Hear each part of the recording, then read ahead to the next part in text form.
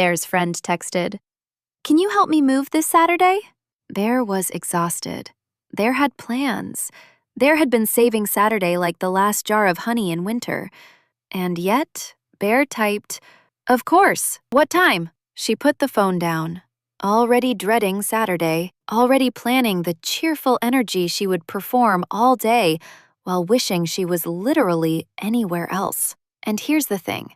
Bear did the exact same thing last week. And the week before, Bear said yes to the dinner she didn't want, yes to the favor nobody else would take, yes, yes, yes, until Bear had completely forgotten to say yes to herself. Why does Bear keep saying yes when every part of her means no? Today, Bear is going to answer that with brain science, a freed slave who became history's most powerful philosopher, and a framework so simple Bear wishes she'd had it years ago. Let's go. Bear didn't become a people pleaser by accident. Bear was trained. When Bear went along, agreed, helped, smiled, good things happened. Adults approved. Friends stayed close.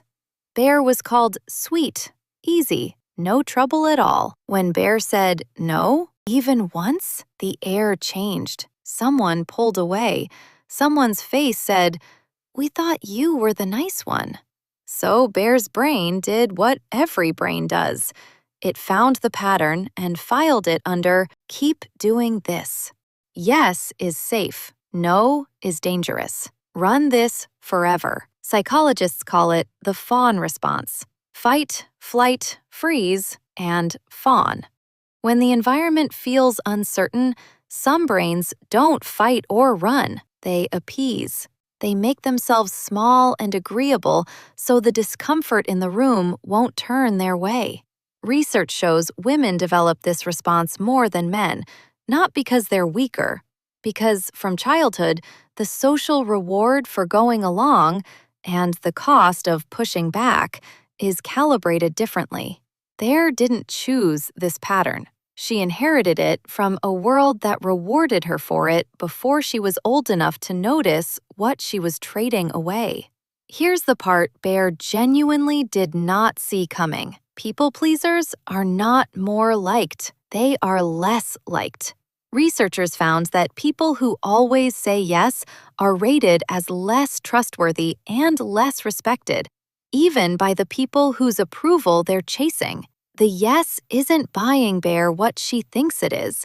It never was. Every yes Bear gave away was a jar of honey from her own shelf. Every Saturday spent helping someone move was a Saturday Bear didn't rest. Every dinner attended out of obligation was an evening Bear didn't recover. Every, of course, no problem, was honey, time, attention, peace, going into someone else's life and not coming back. And here's what made it worse. The other bears weren't stealing from her. Bear was handing it over voluntarily, every single time. If Bear wouldn't let a stranger into her cave to take her honey, why was she letting everyone else do it with a thank you note? And here's what nobody in the people-pleasing conversation ever talks about: the resentment. Bear was the nicest bear in the forest. She helped everyone. And quietly, privately, Bear was furious. Not at anyone specific, at the whole arrangement. The asking never stopped because the yes never did. And they had no idea because Bear never told them. Because telling them would have required saying the one thing Bear could not say: no. Bear tried positive thinking. Bear tried confidence affirmations. Bear tried journaling her feelings into a notebook that she hid under her bed. None of it touched the yes. And then Bear found a philosopher who was literally enslaved, who had zero control over his life, and somehow figured out how to be the freest bear in the room. His name was Epictetus, and he had the only answer that actually worked. Epictetus was a slave, legally owned. His master once broke his leg to prove a point. Epictetus calmly said, "I told you that would break." Then he went on with his day. He had no control over almost anything, and he became one of the most powerful minds in history because he understood one thing Bear had completely missed. Some things are in our control, and others not. Things in our control: opinion, pursuit, desire, aversion. Things not in our control: body, property, reputation. Whatever are not our own actions. The dichotomy of control, the idea that changed everything for Bear. What is not in Bear's control: whether someone is disappointed by her no, whether they think less of her, whether the room goes quiet for a moment. That is never Bear's column. It never was. What is in Bear's control: her own choice, her own values, how she spends her one Saturday morning this week. Bear had spent years managing other people's feelings, which were never hers to manage, at the cost of her own, which were the only ones she ever actually owned. Epictetus figured this out while enslaved.